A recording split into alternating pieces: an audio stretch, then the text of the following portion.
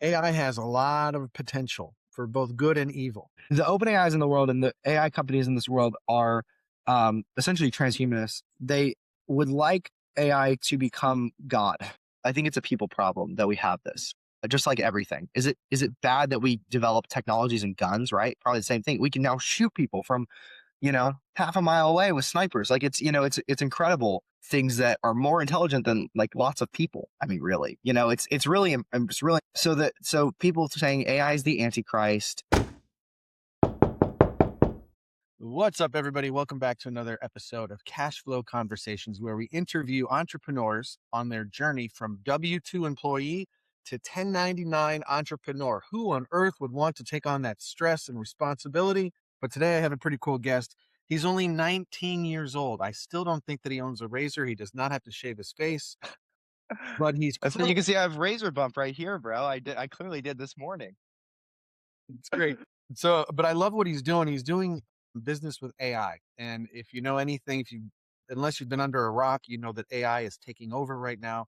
And literally it changes week to week on what's available and what people are doing. So today I want to get some clarity on what AI can do for people, how our guest, Gray Mitchell, is going to be using it for his clients, and how we can implement it into our businesses. So, Gray, it's good to have you here, and I'm excited to talk about all things AI. I appreciate you having me, Matt. When you told me that we should do this, I was like, yeah, this is going to be awesome. I think it's going to be fun to talk where AI intersects with investing in personal growth and just journey on entrepreneurship. So Yeah, because there's a lot of negative stigma around AI as well. If you talk to my parents or some other people out there, they might not be as excited about some of the capabilities because it does pose a lot of danger.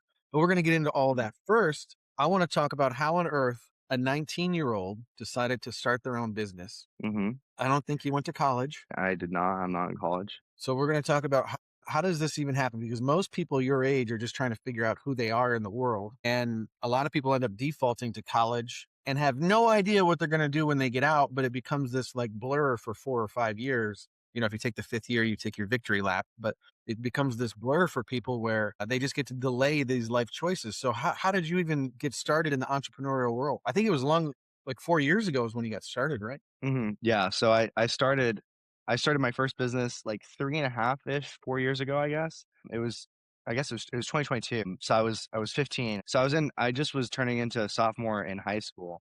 And what happened was I don't even remember what I was doing, just high school things. But I was scrolling on TikTok. This was when I really first started, I guess, kind of going after my own goals. A few months before that, I decided I wanted to be a pilot.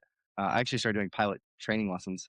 Um, and so, Like a but I was commercial going, airline pilot? yeah, I wanted to be that's actually interesting. Most people don't know that about me. I wanted to be a pilot. Actually bought all the pilot training stuff and started just going through all the courses and trying to get my private pilot's license so that I could at some point. I don't remember how the whole process went, but I could at some point graduate and be an airline pilot. But I'm so grateful that didn't happen because I cannot sit still. Matt knows this about me. I cannot sit still at all. And so, hearing Gray's going to be an airline pilot and sit on, flights for 10 hours. No, no way. No way. Oh my gosh, that would have been terrible. But I remember one day I was scrolling on TikTok, whatever, high schoolers do, and I came across some drop shipping videos, and I thought, I wonder if I could sell a product like this. And you remember that's kind of there was an online trend at the time where online business was getting popular, kind of escaping the normal. They call it the rat race, right? Escaping the normal 9 to 5. This was getting really popular as among teenagers, and so Everybody thought they're going to be a millionaire drop shipping. yeah, everybody thought it was. But during this whole movement, I started dropshipping. I actually got really lucky or really blessed. I don't know, one of the two. But I got I my first product, it was a digital fingerprint lock. I'm trying to figure out if I have it on my desk. I don't. I keep it somewhere that I can remember it. But I had a digital. It was basically use your fingerprint to unlock the lock, and it was just a padlock that you could put on your locker. You could put it on like a fence, on storage, whatever it was, right? And so kids thought it was the coolest thing because you could have your fingerprint locker and flex on all your other kids who have like a normal, like they're dialing the lock to try to get it undone. I remember those days. You had to turn the knob. Yeah.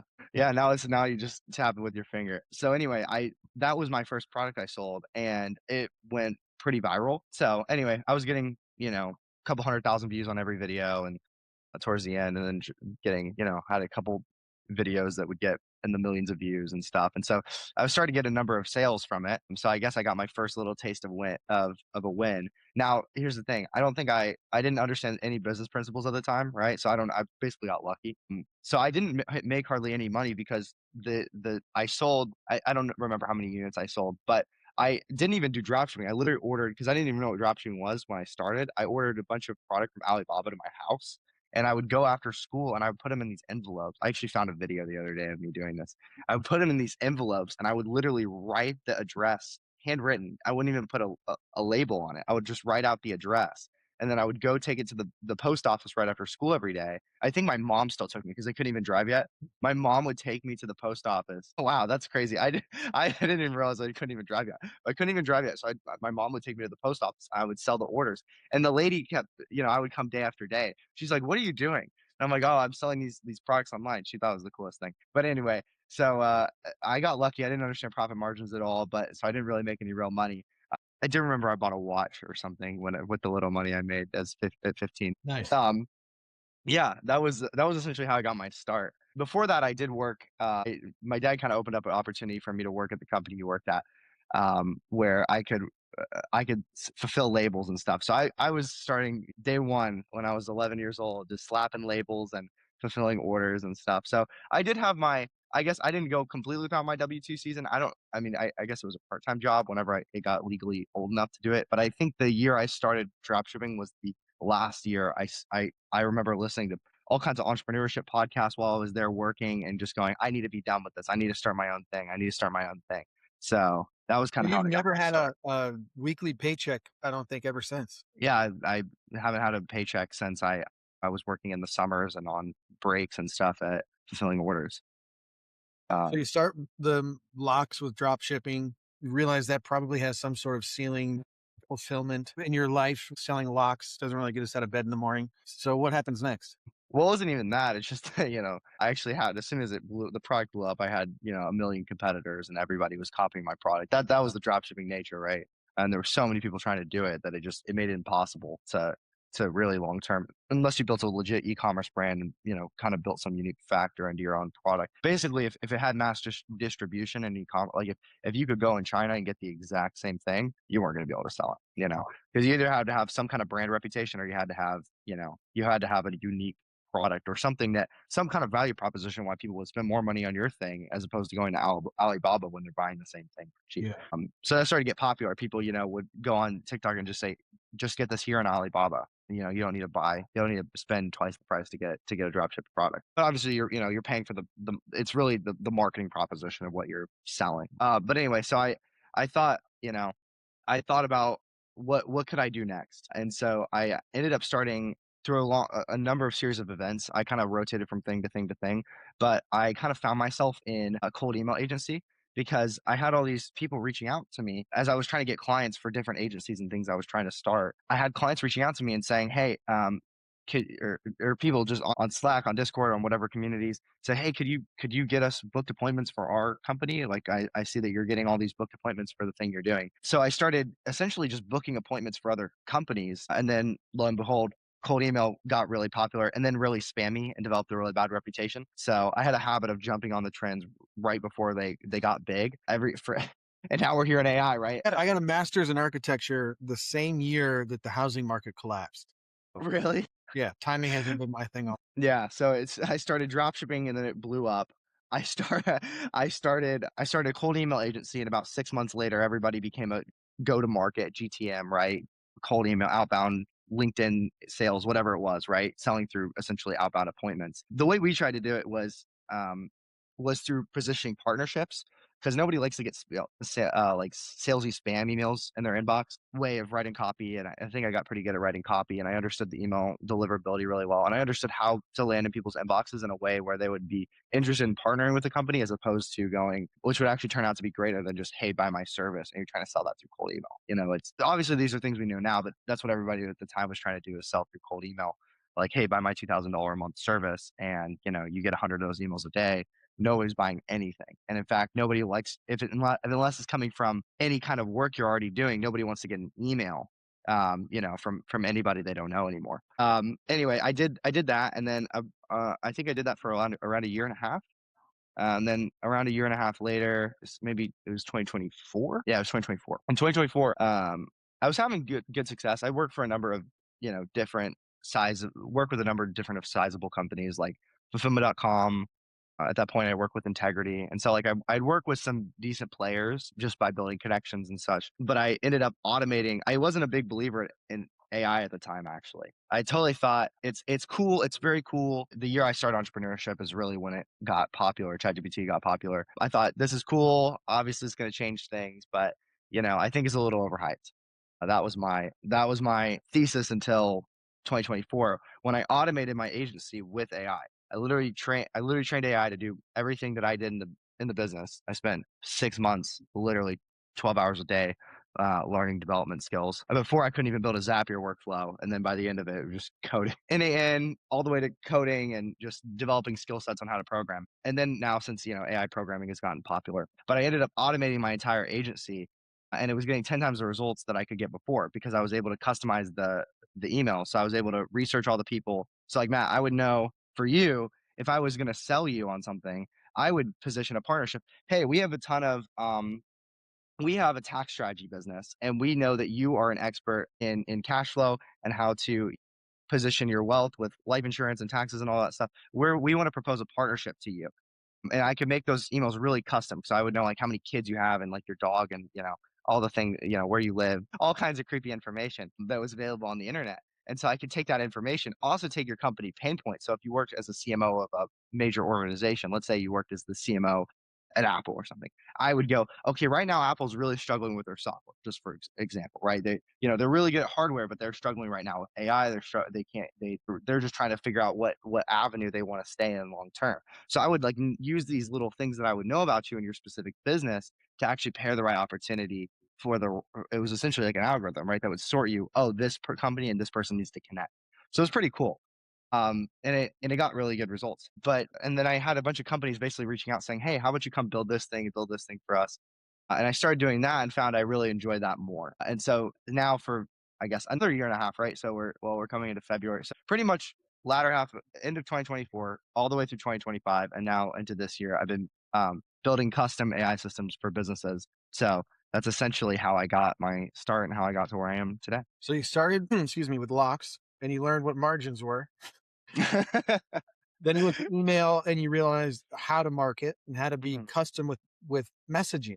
Now you've Exactly. learned how to let AI customize probably the research side, and then create the messaging around the research that it does on its own, right? Yeah, that's exactly what I did, and then I realized how powerful AI was as a whole, and then the last, kind of year and a half, I've, really crafted my skill set of figuring out how to train AI on processes to do repetitive tasks, to do things that cost complex cognitive load, so things that cost you a lot of mental tax. So decision making, I figured out how to build. I built a bunch of systems for those things, and then I've sold them to lots of different companies in different industries. That's kind of how I honed in my skill set to where it was today. But it started through the marketing side, and kind of landed in. I'm actually not a huge. I could be deadly if I need to, but I'm not a huge marketing guy. I don't love marketing. I'm good at really fixing processes and helping businesses make more money, get rid of stupid things that they have to do, and really save a ton of time. Well, I think you're bringing clarity to the marketing that people already are doing. Like, any business has to have some sort of marketing, or they're not going to be able to make it work. But you learn how to customize it using these tools, which, I mean, talk about the right place, right time at your age with this technology. It fit perfectly. Before we dive into the AI stuff even more, give me an idea. What kind of reaction did you get from, your peers and your family when you started doing all this? Was there pushback, or were they excited for you? Did they say, "Don't do it, go to college"?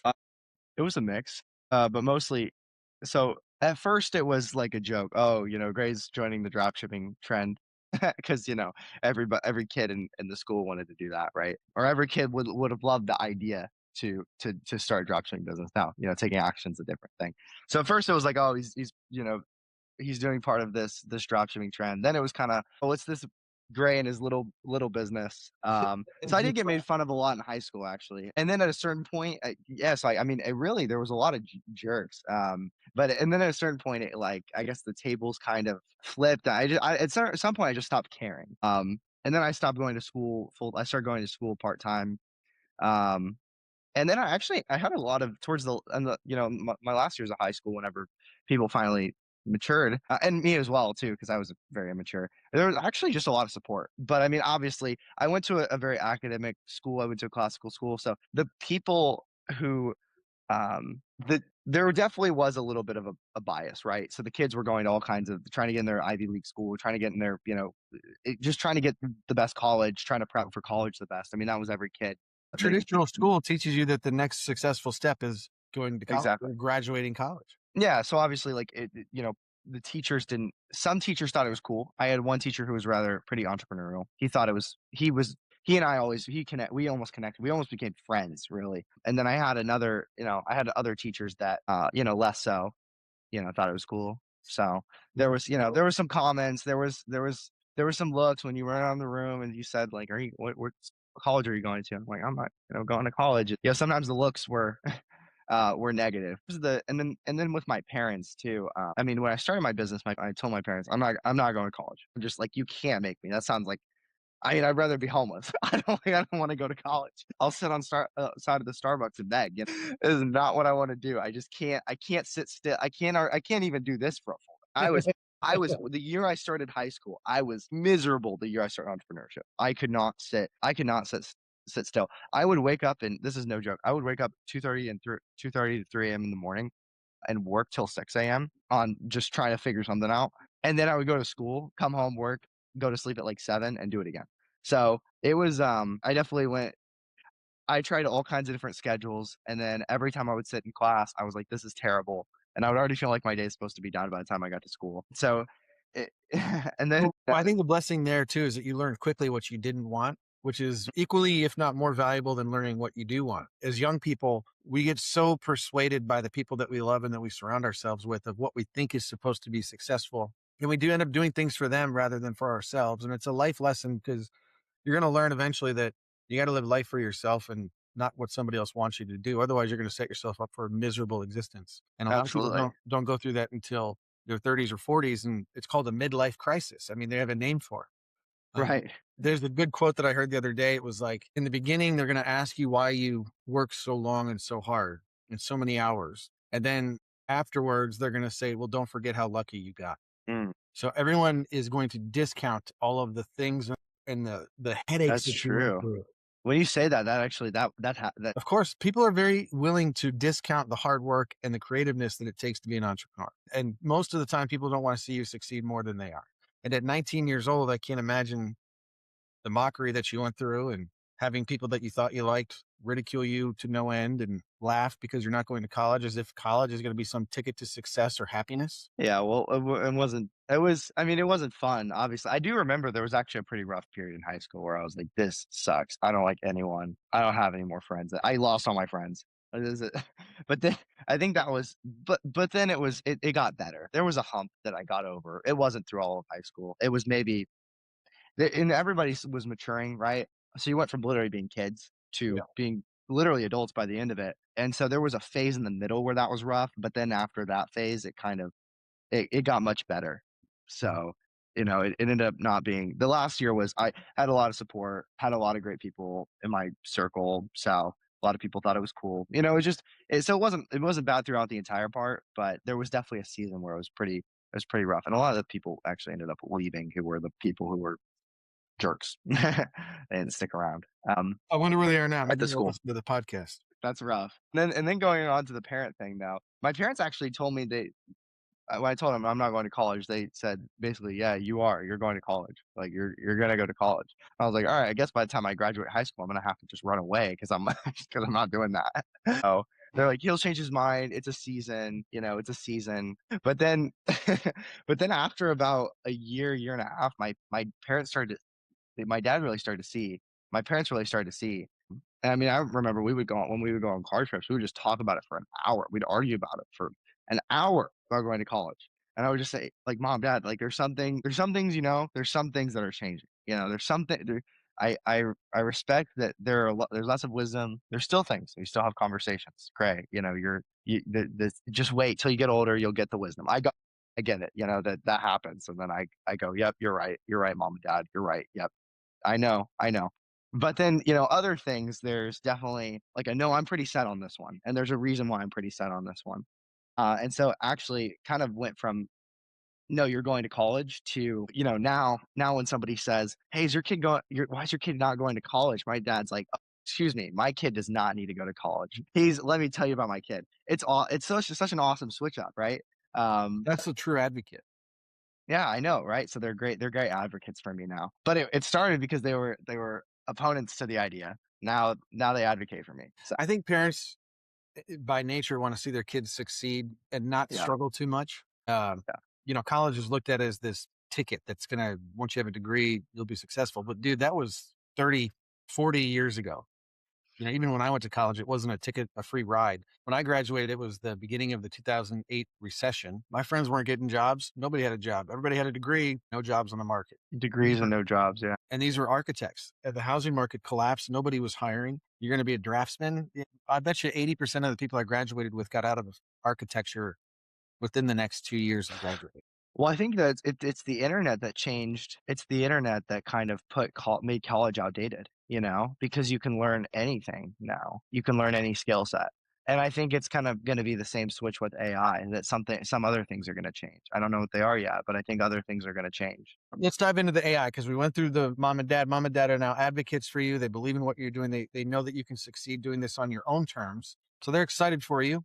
And my gosh, I hope that you relish in that feeling because I know you're not a parent yet, but their pushback came from a place of love, not direction. Like they wanted to Yeah. see you succeed.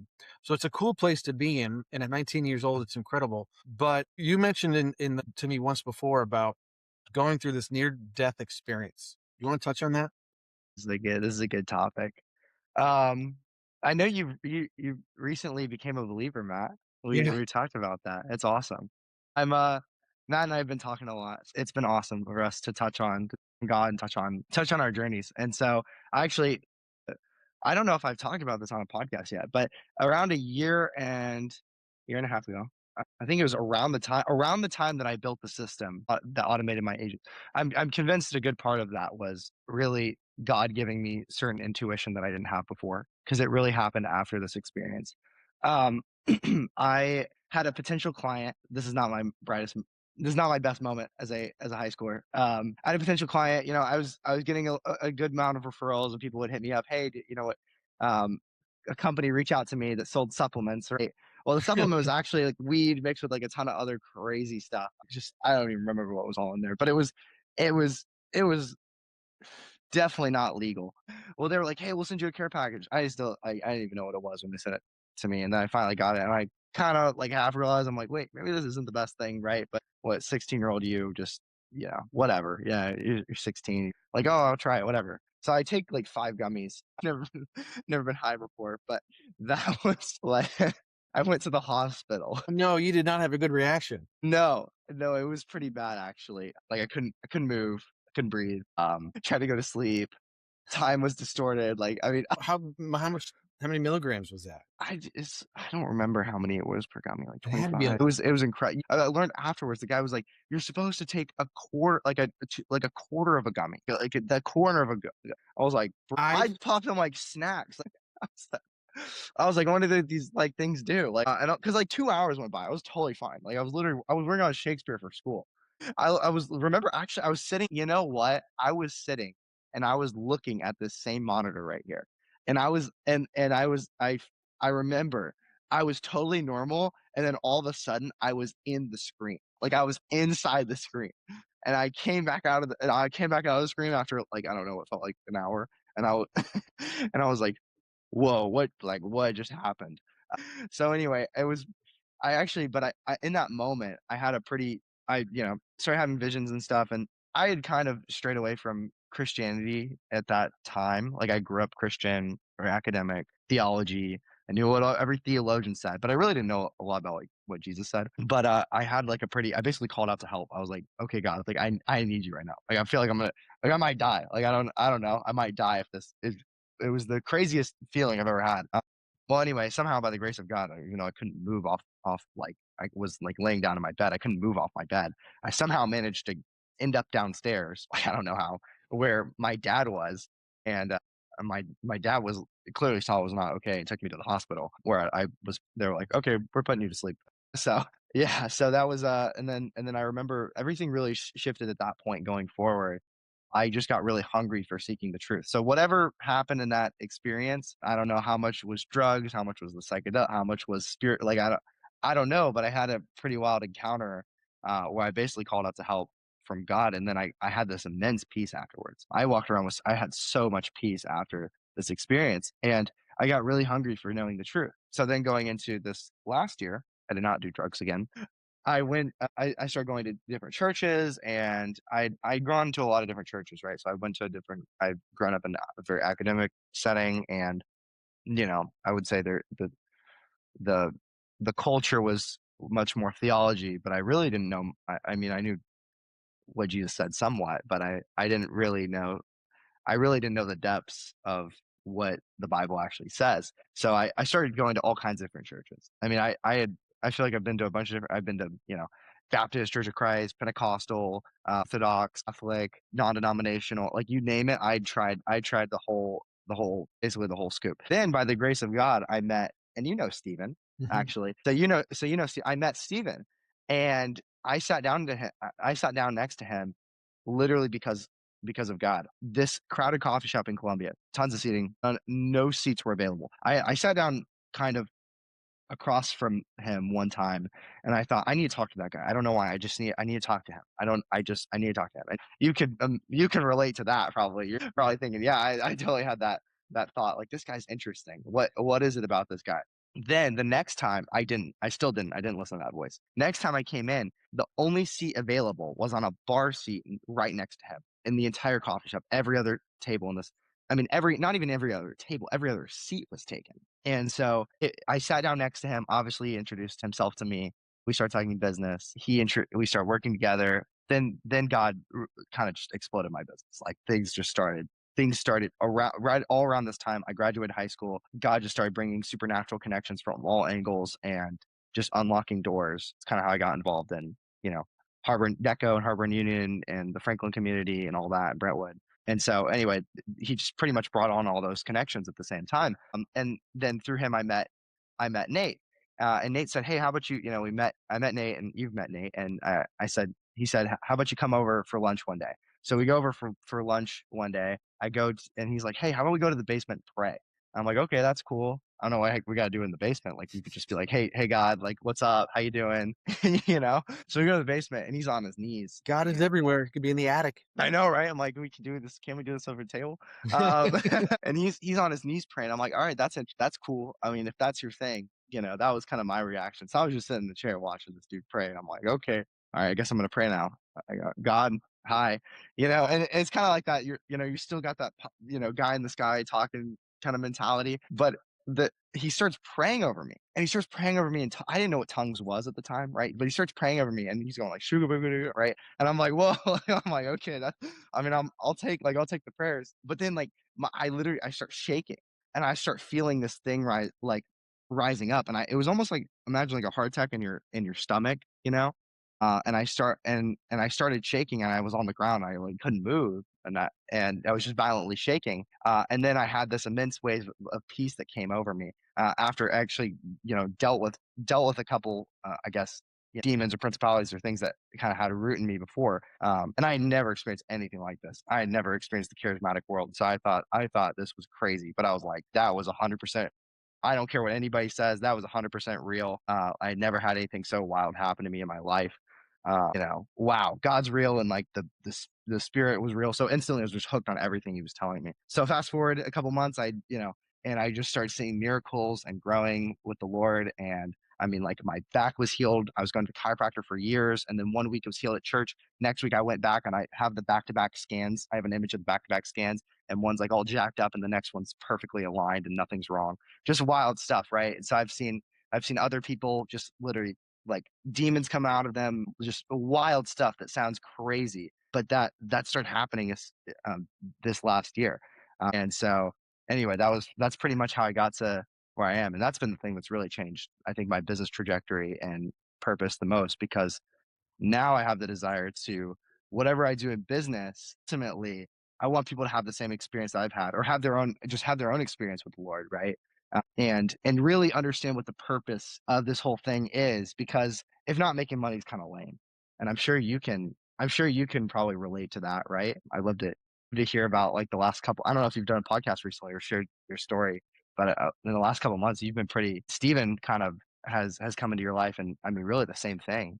Is a wonderful communicator, wonderful listener, and you're right. There's something about him that makes you want to kind of open up. And his responses to me were perfect timing and perfect message, rooted in the word of Christ, not a friend or a person. So what I fell in love with was learning Jesus's words, not the word of man deciphering that. So that's what I was attracted to because I've always questioned Christianity like most people. And I had success in business. I made a lot of money, but you just feel empty. This is why the cash flow architects is all about, investing with purpose, how to take care of your family and enjoy this ride because you only get one and then we get to go live eternity. And so when it comes to Stephen, yeah, he opened up my eyes quite a bit at a time that I think I was willing to be looking, which I think is the big thing. Like God finds those who search him out.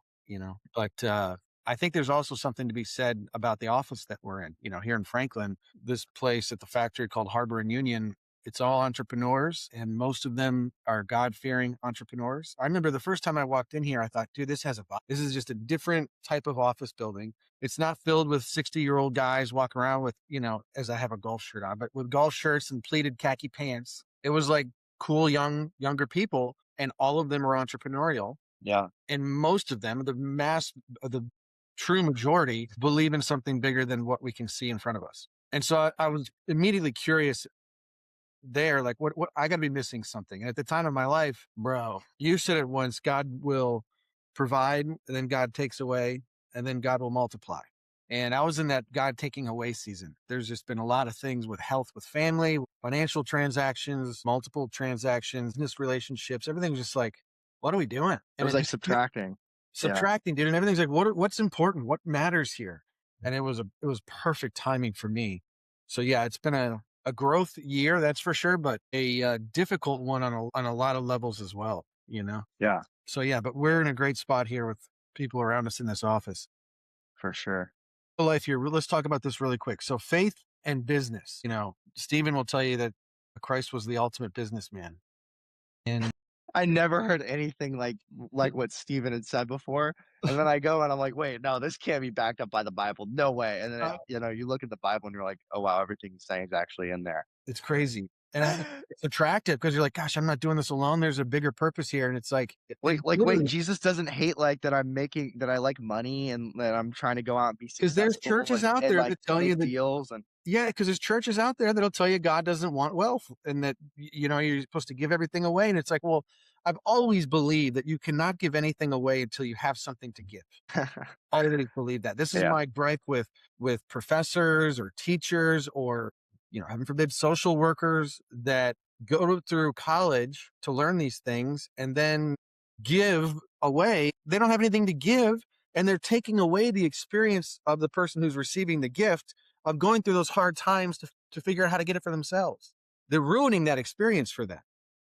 So, but anyway, I forget where I was going with that. Well, it's just that most of modern Christianity teaches that um and I wouldn't say most. There's a good chunk of modern Christianity that's rooted in all kinds of things that's not around Jesus. And then you actually look at who the character of Jesus is and you start to have a relationship with him, It's totally then you realize, whoa, this isn't at all the Christianity that I thought it was. no. This isn't the neat and tidy, you sit there in your pew. This isn't the neat and tidy, hey, we don't talk about this thing, but then we gossip behind their back, right? This isn't the hey, money's bad and you need to be it's not that those are just cultural sects that have grown with time within the actual, religion. But you look at religion and you look at Jesus and you're like, wait, Jesus talks about Not abolishing religion, but abolishing the cultural, abolishing the religious,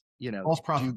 the do-gooders of the world. Here's a I mean, question look at for the you, because character. Yeah. I think this is kind of a difficult question, but if you needed a second to think about it, feel free. But how do you define being spirit led versus just saying that you have values, like in business in particular? Well, this is, 'Cause we can't talk about wife and kids. You know what I'm saying? I can't talk about wife and kids yet. Yeah.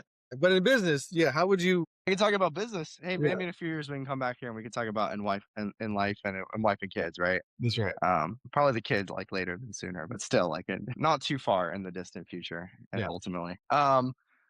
So there's like a this is gonna get kind of real, but I mean, before most everyone says we have a purpose. Every business in the world says we have a purpose. We live in a world where it's culturally Christian, right? So culturally, we're like, there's a book over there. We believe in this book, and we line up with, and there's God and the Lord, and right, you have like the cultural aspects of. But you look at how we got here, and it's because we had men and women ultimately that really followed the person, that really followed, that really actually, read the book. They their life, they were actually transformed by the message, right? And so their life action, and they were spirit led. So they actually, you know, they had the Holy Spirit, and I'm getting blown up right now. They had the Holy Spirit, and that would guide their actual actions. And so it looks like that in my daily life now. I didn't When people said the Holy Spirit, I was like, oh yeah, it's like that occasional conviction you get. You get some kind of conviction. Well, we want to, do good. We want to give to charity. We don't want our business to be all about money. We don't want to take as much profit as we can. There's certain cultural things that we say that's being spirit led, that's being God led. We're a values driven company, right? So it's essentially just a kind of a cultural cornball word for we have some level of moral standard in our company. It ultimately doesn't really matter. I mean, okay, if unless you're really being led by the Lord, it kind of is just okay. That's cool. But what I care about, and so is just actually being led by the Spirit. So for me, what that looks like is very different than what it looked like in the past. For me, I was like, yeah, I'm values driven. I'm a Christian, and you could probably relate to some of this culture. You can kind of probably relate and see this culturally. Now, what it looks like when I wake up in the morning is going, should I text like God? Should I text this person? God, how should I make this business decision? And I asked for, I've done this thing recently, the last couple of months, where I say, okay, Jesus, you're my CEO. Like, Jesus, you're my CEO. I'm going to listen to you. I'm not the CEO. And it takes you out of the driver's seat, because frequently, okay, you get all the anxiety, you get worried about the problems. There's deals that you get like kind of like FOMO on clothes. You get into your worldly mindset, and then you start falling into all these traps as entrepreneurs that we deal with that are because we're behind the driver's seat, we're driving this high powered car and we're not able to control it on our own. And so the better way to do it, what I found is way more effective in my daily life, is going, okay, Jesus, do I go to this place or do I go to that place today? Even whatever my calendar says, should I go to this meeting? Should I not go to this meeting? I even did it with this podcast. Am I supposed to be on this podcast? Like that. I ask everything, God, and I found the outcomes are much better. Sometimes they're more difficult too, because sometimes God's like, no, I don't want you to do this thing. And you're like, okay, well, hold up. But I already have this lined up and I can't say no to this person, or I can't, and you pull up all the I can'ts. I can't for whatever reason. I can't do this for whatever reason. Oh, well, I kind of need this thing, God. Like I really need this deal. And he's like, nope, you don't need it. I'm gonna provide the next. I got something better lined up for you. And that's probably what you've seen now in what you're doing. I'm sure, is well, what about this thing? What about But what? Oh, we're trying to do this one. And then the Lord's like, Matt, how about you just start doing conferences? Like, Yeah. how about you just start bringing people into the room and strategizing with them? Yeah. And it's Years. walked you into a much better place. You So it's know, really the same thing in my life that I've started doing, and it's much more effective. I think that clarity is something that a lot of people lack. I lacked it for a long time. I probably still lack it to an extent. In the financial world, things can be fairly shallow. In the financial world, working with other advisors who the bottom line, the rate of return, the dollar amount, all these things that are superficial that people like talking about, at the end of the day, isn't what people care about. At least the people that I want to work with.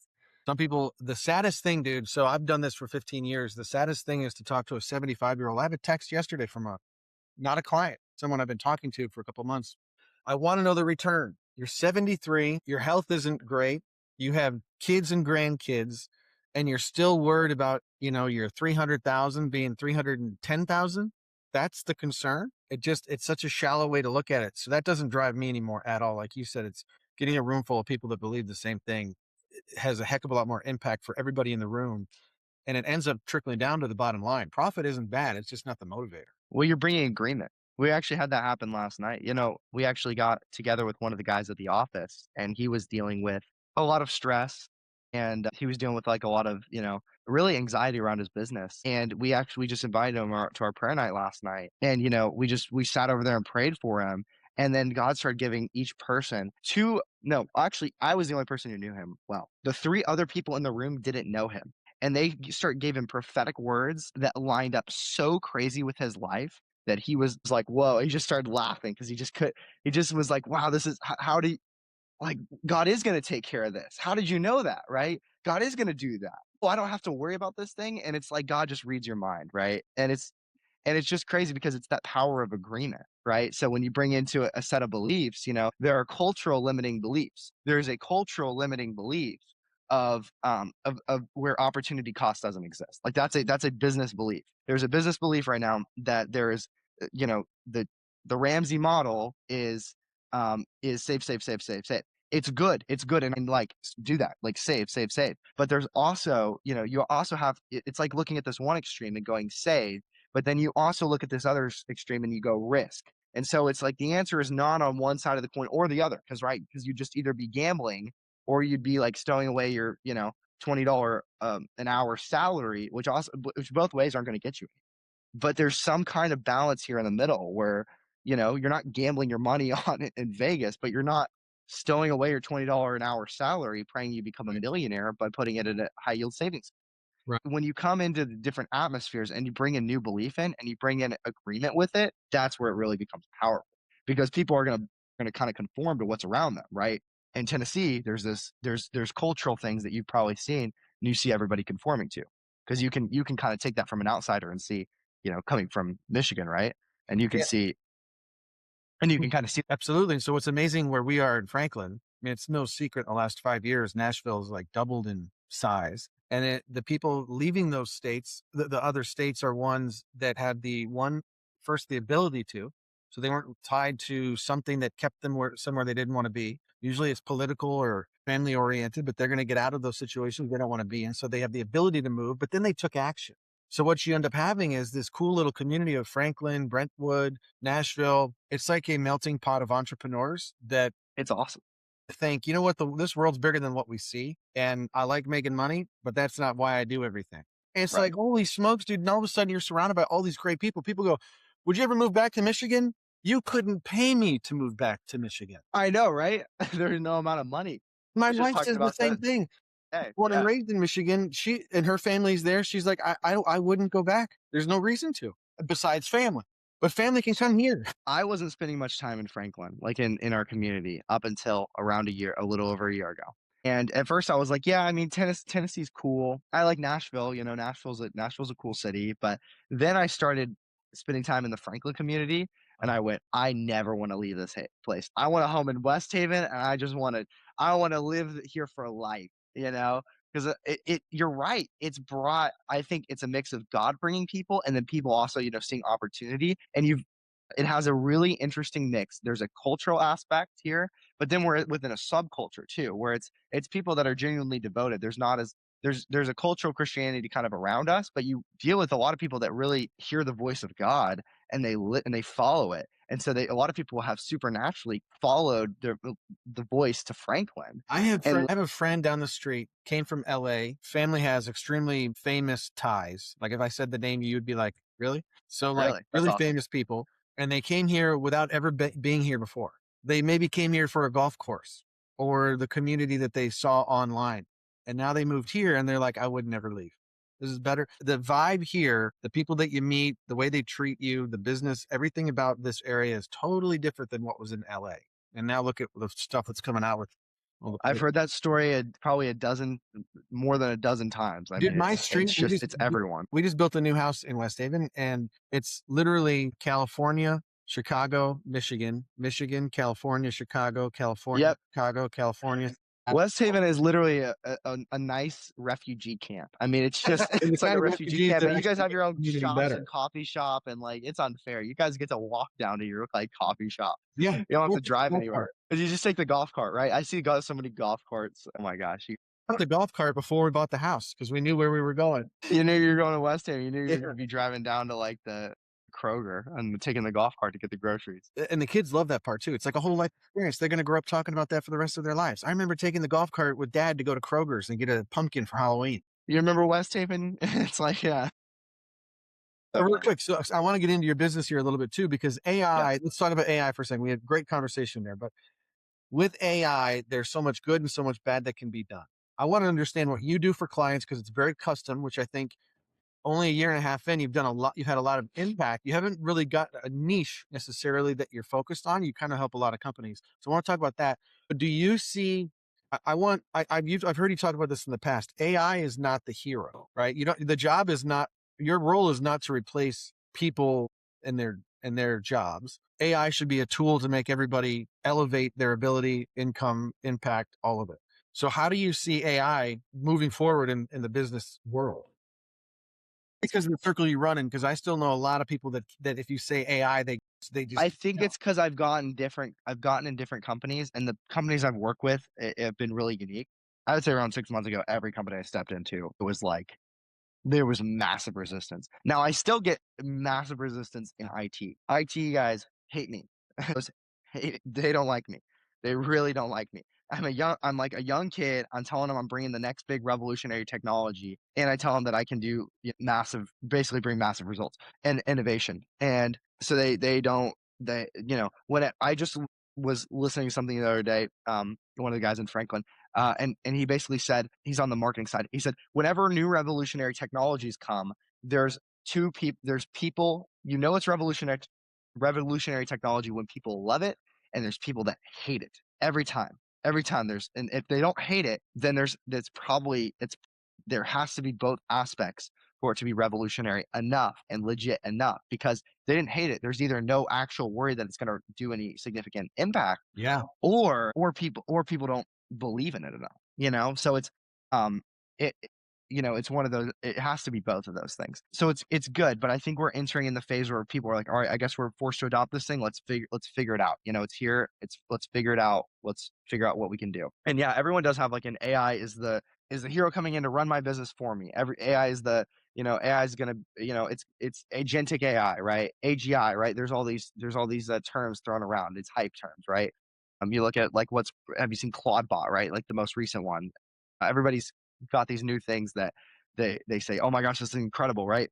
And so the AI hype, kind of bandwagon, and everybody's racing towards AGI. So whether we get to AGI or not, um, I think most people don't quite really know, even the most brilliant AI developers. We don't really know how far it will go. In my opinion, my current opinion is, even if we do reach AGI, it's going to solve a lot of problems in our business. It's going to change. What's It's going to AGI? change artificial general intelligence. It's what open AI is trying to get to. It's what Anthropic. It's what all these big AI companies are trying to get to. They're trying to get to this point where they reach a place in AI where they don't have to tell it, do this thing, do this thing, do this thing, train this thing on this thing. Like, it doesn't have to be so specific. What we deal with right now is called artificial narrow intelligence. So imagine right now AI has imagine right now, if you picture your screen, and AI has like a little, hover on this part of your screen, you can see one little bit of it, but it doesn't get the whole picture, right? It can see maybe your like eyeball, right? But it can't see the entire screen, your whole setup, and the fact that we're doing a podcast right now. It doesn't have the same contextual understanding because it's the way it's designed. It's limited in its nature. So they're trying to get to the point where AI can see the entire picture, where AI has such intelligence that it can be on par or greater than a human, not just in narrow categories, but across the board. Meaning, and it has the capabilities in which to act and reason on them. So, meaning, I could drop AI in my computer right now, and it could go and figure out, with probably the same degree of intelligence as you, how to go make $1 million on stuff, or maybe not even to that great of an extent. That's one view of AGI. Another view would be, I can drop it on there, and it could go and figure this task out for me.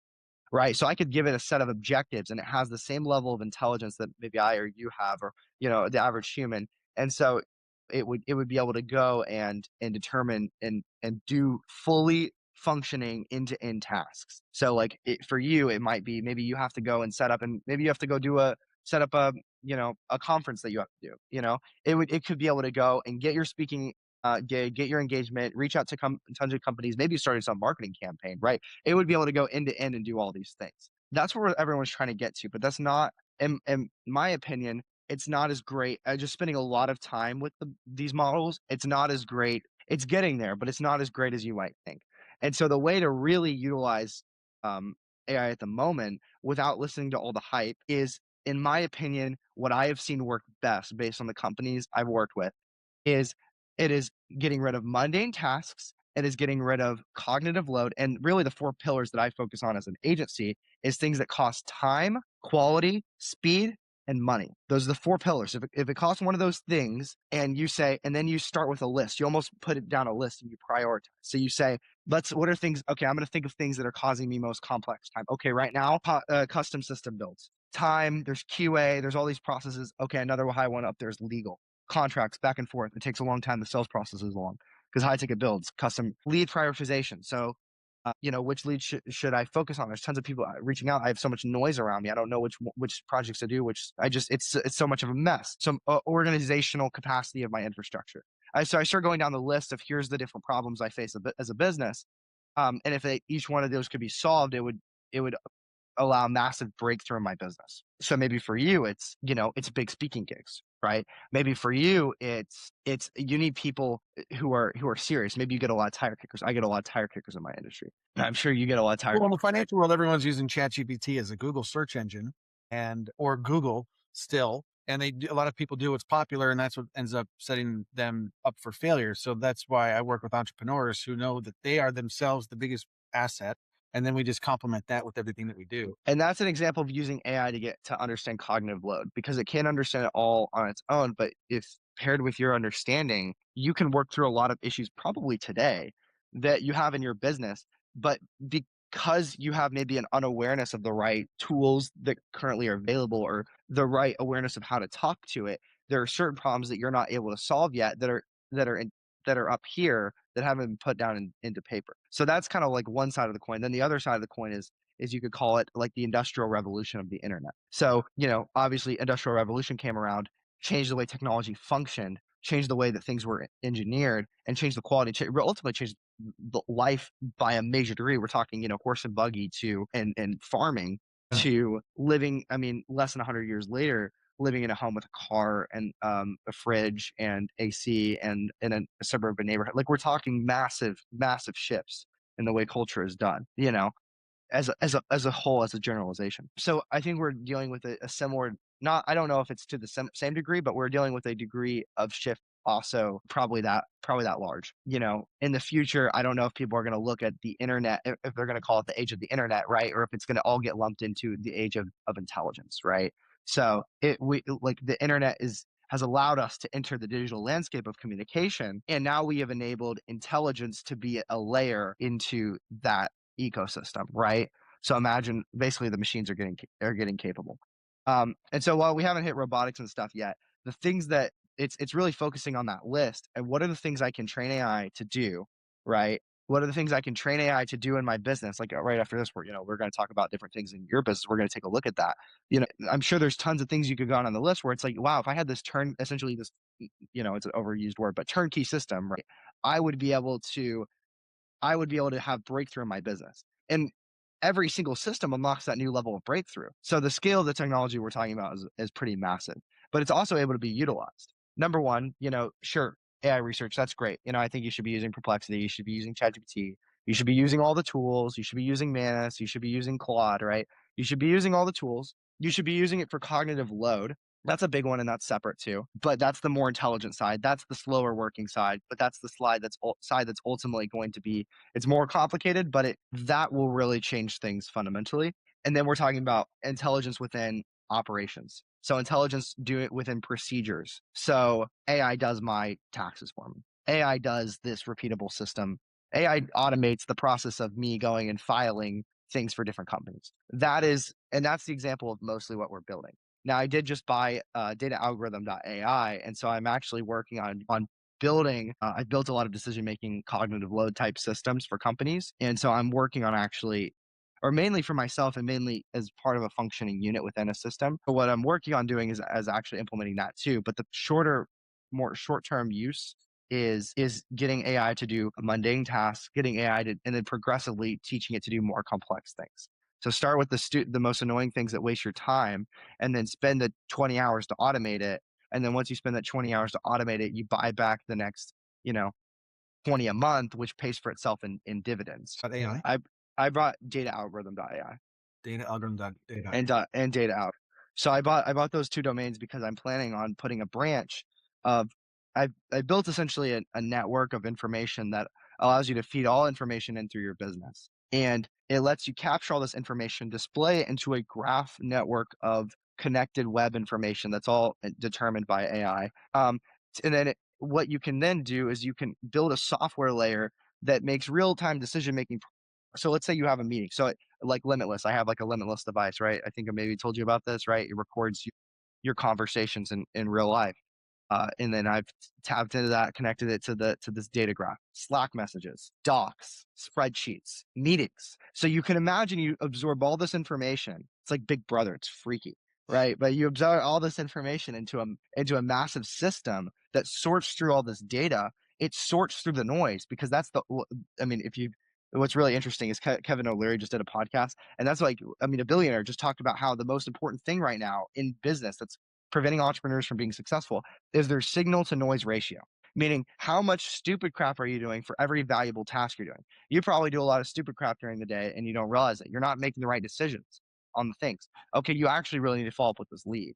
You actually really need to go build this thing. You actually really need to go speak at this conference. But instead, you're like, filling out this form that you should have, paid somebody else to do, or you're doing stupid, and that's probably a lot of your day.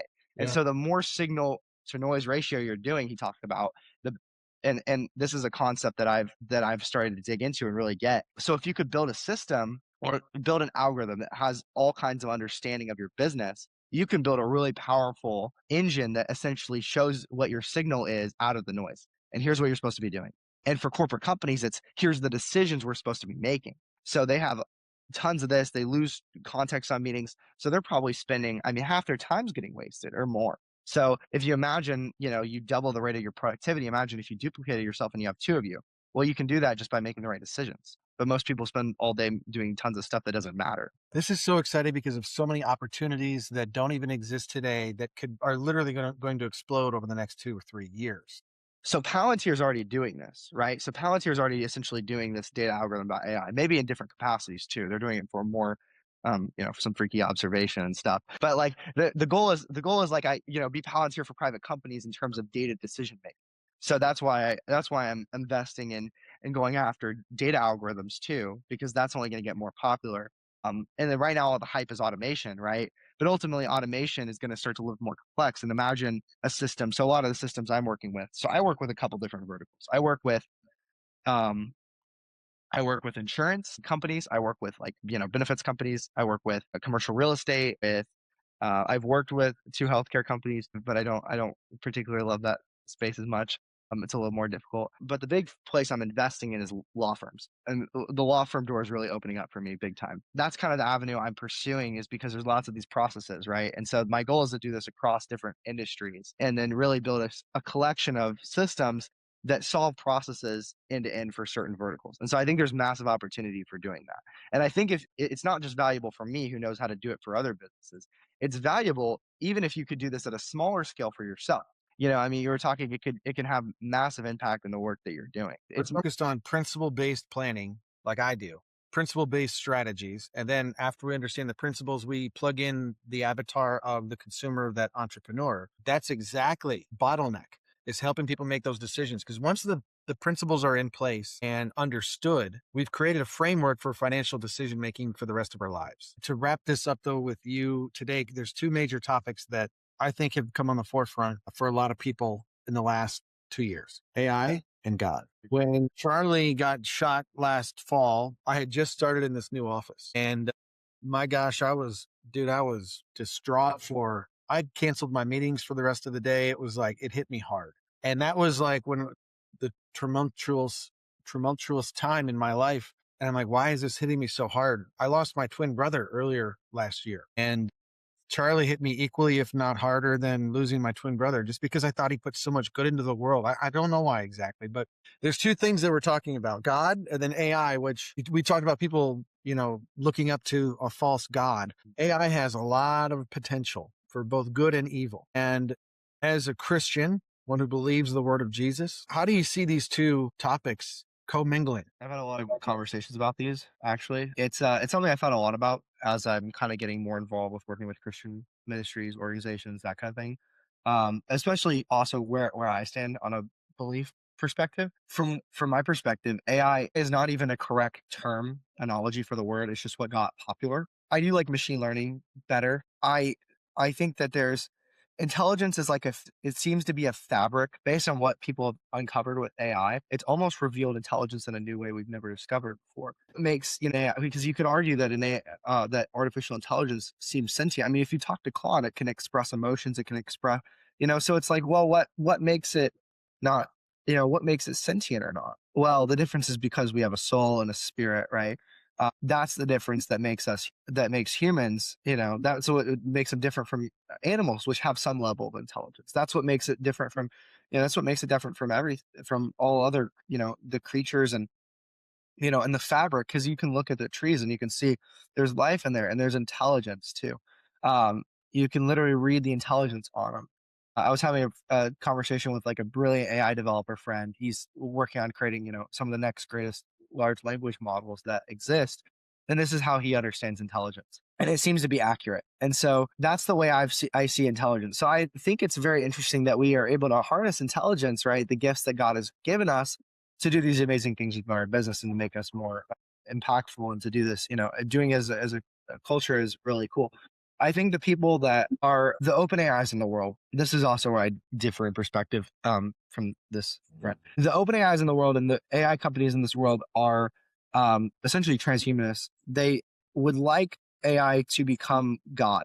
And so this isn't a theory. This is genuinely this is the outcomes. When you go and you listen to these people speak, this is the outcomes that they desire this is the outcomes they desire in the world. And so the people who are building some of these things are not great people. They're evil people. They would not like good outcomes. They would essentially like us. I mean, you think of all the end times movies and all the end times books, and you think about that, and that's essentially what they would like, kind of like a 1984 scenario where there's technology isn't harnessed for good, it's harnessed as a control layer. I mean, you look at Palantir too and what the government's trying to do.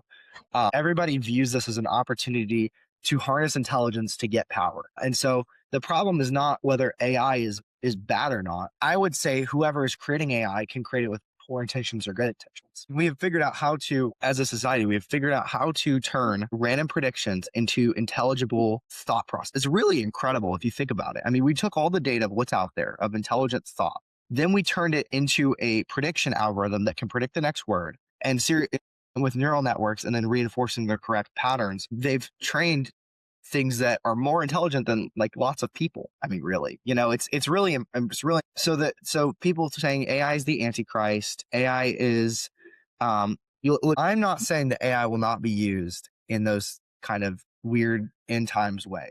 You couldn't convince me that it won't be. I think it most definitely will be. And I think it's dangerous. Is it a good thing that we have this? I don't think it's a bad thing. I think it's a people problem that we have this.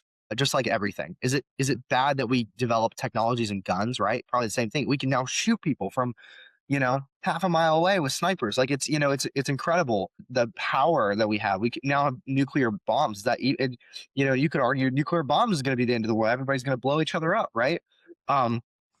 And so it is very dangerous that people have more capability now, but it's really their human nature which causes people to have evil desires and for them to want to control the world, or they want to use something, or they have these weird freak desires to have AI be some kind of god or to regulate society in weird ways. That's I think that's going to be apparent in every technology that we create. And so the question for the for the entrepreneurs, for those who desire good. And I know people who are fighting this fight on the good side. I know believing AI companies that are taking up market share, that are really growing, that are doing it not for the goal to have authority over it, right? They don't want AI to have authority over men, right? They're not going to let this intelligence fabric essentially override us, right? But it gets a little more freaky the more you start looking into robots and stuff. That is a scarier end, and I don't know how I feel about that yet. Optimus is coming out next year. Elon's robot Optimus is coming out next year, they say. Really, I haven't heard that. That's incredible.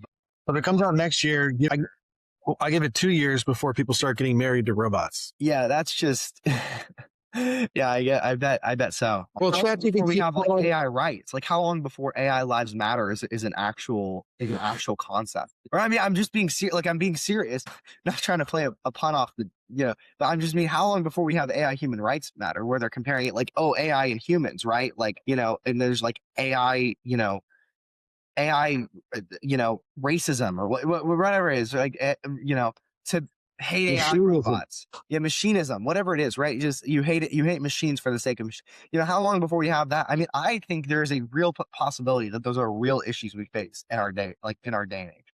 I I think, know. I think it is a real possibility that these are things that we talk about, 5, 10 years down the line. Yeah. How do we how are we going to deal with it? I don't know. I don't think it's a bad thing that we've used intelligence, but I think that evil people are quickly going to do what evil people have always done with intelligence, with machinery, with technology, with innovation. And now we are reaching I don't know if we're reaching the pinnacle, but we're reaching a very critical point where we have made something that can think for itself. And that's very dangerous in the hands of the wrong people. So the question is, there's really not much we can do about it. I mean, you look at the Bible and the prophecies that start to come true, you can clearly see that we're living in a day and time where, we don't know how close we are to the end of everything, but that's coming at some point. So, but all we can do in the meantime is go, where have we been positioned and what time frame? Now we have been positioned in the age of intelligence, right?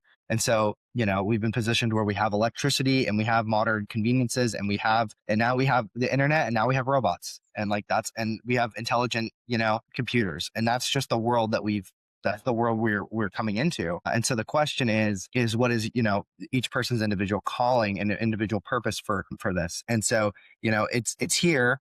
Bad guys are going to use it. Let's pray that good guys use it too. Let's pray that good people use it to do more good in the world. That's the mission of what I'm here to do, is work with good businesses that can help do more good. Yeah. That's exactly what I was going to say. I know you cannot convince me that evil is not going to be using AI.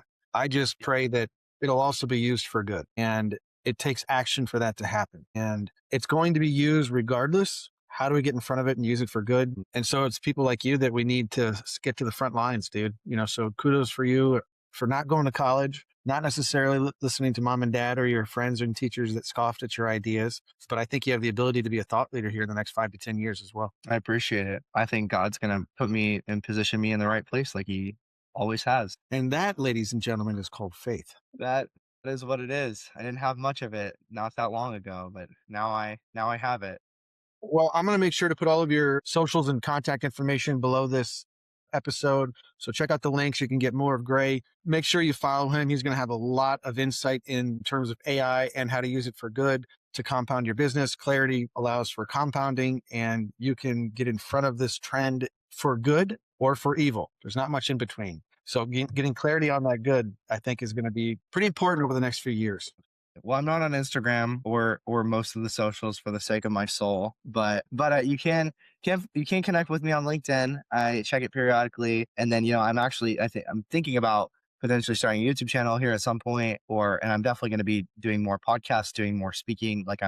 I have some speaking things coming up, and so you could definitely. I'll make sure there's a way that people can try. Yeah, I'm going to make you start the YouTube channel and just document what you're doing, not creating new content, but document your journey. I think it would be wonderful. People want to watch it. So we'll make sure that by the time this launches, your YouTube channel will also be available. So now you have a timeline. Exactly. Love it. Great. Thank you so much for being here, bro. Appreciate it.